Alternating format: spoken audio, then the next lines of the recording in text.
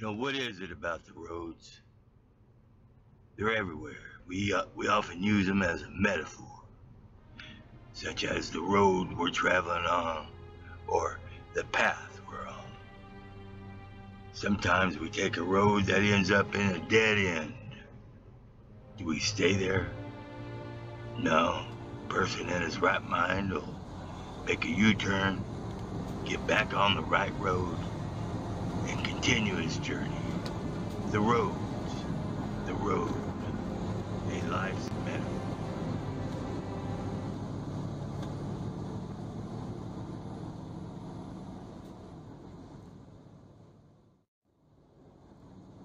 Hey, what's going on, everybody? I'm at mile marker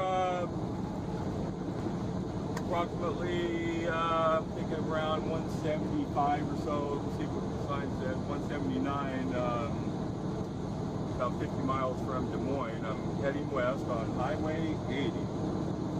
Highway 80, the corridor of, you know, for the last year. Wasn't making much money as a instructor for a school, a private trucking school. I don't know if that's universal in the pay application for certified instructors, or if it's something going on at that school. But nonetheless, we have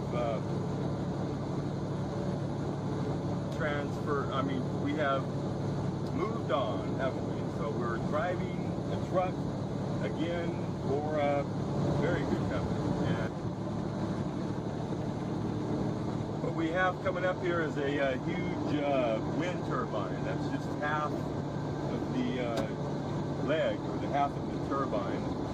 And those things are huge. And you wouldn't even know they were that big once you see them out in the fields and cornfields or mountainsides. California has quite a bit of them around the Tehachapi area. Iowa has quite a few, and they're spread out, and it's getting big. But that, my friends, is a huge carbon footprint there. I guess it takes a little bit of carbon to save carbon, right?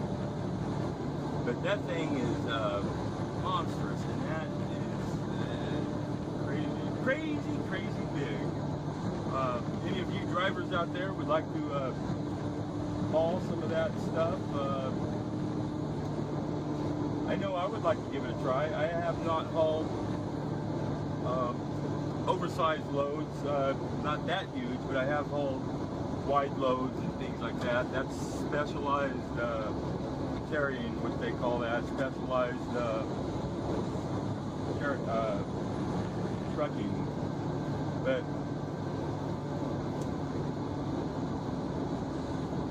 we're about 45 miles or so from Des Moines, Iowa, or should I say Des Moines. We're 40 miles from Des Moines, Iowa. It's a French word, of course, and we shall call it Des Moines, whatever. But it's interesting, this company in front of us, I guess it's STL, or I mean the STI, I guess so. I don't know anything about the company, but I do know that most of their trucks on the front and below of the grill, their bumper around that area, they all have cameras. So a lot of companies are going to the cameras mounted either in the inside, such as this one I have, or outside. Insurance companies are, once again, you know, running the trucking companies. They dictate much of policy when it comes to hiring truckers, insurance, you know, health reasons, who they can take on, and rightly so in a lot of cases. I can understand that, but there seems to be an overreaching, if you ask me. When I started driving in 1990, it had not that bad yet. Companies could pretty much hire whom they chose. I mean, certainly you had to have a good record, but the insurance company did not spell out the criteria for how many years you had to have behind the wheel to get hired. In other words, you go right to work for a local company and start off that way. Now it's like, well, you have to have blah blah blah, or you have to start with over the road. I don't know how we got to that stage, but it's kind of unfortunate. You know, I'm a driver's advocate, especially a new driver coming into the industry, and it's unfortunate, but there's things that a new driver should be able to do to get past the initial shock of lack of pay in the over-the-road company business, in the OTR. You know, it's pretty much they start you out for these conglomerate companies, these big companies, about, you know, on the average 28 cents a mile, 26 cents a mile. And, you know, if you know, average it up, if you, you know, if they were to work 2,500 miles a week, you figure the math out, and we're finding, or at least I seem to be finding, that there's a lot of problems in keeping them moving initially with the trainers, and you know, perhaps it has to do with the, you know, shipments or the time frame. I mean, because look, freight is sitting everywhere. It is sitting on docks. It is sitting customer.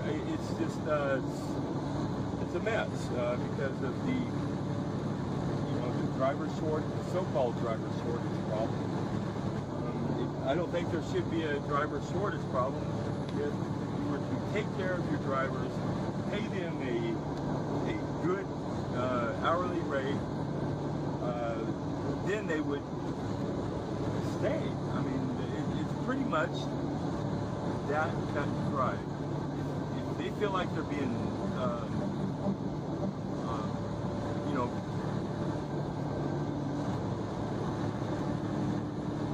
if they feel like they are slaves to a company and they look at their paycheck every week and they see, I'm just throwing this number out here because I've heard it and it's occurred to me in the past, or it's happened to me.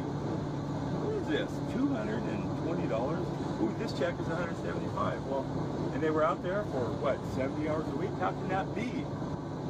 How can that be? Well, it is, because they may have earned about $100 more a week if they took a company draw, which most of these companies allow you to take a draw to cover, you know, expenses if you don't have the cash, especially when you first start with the company.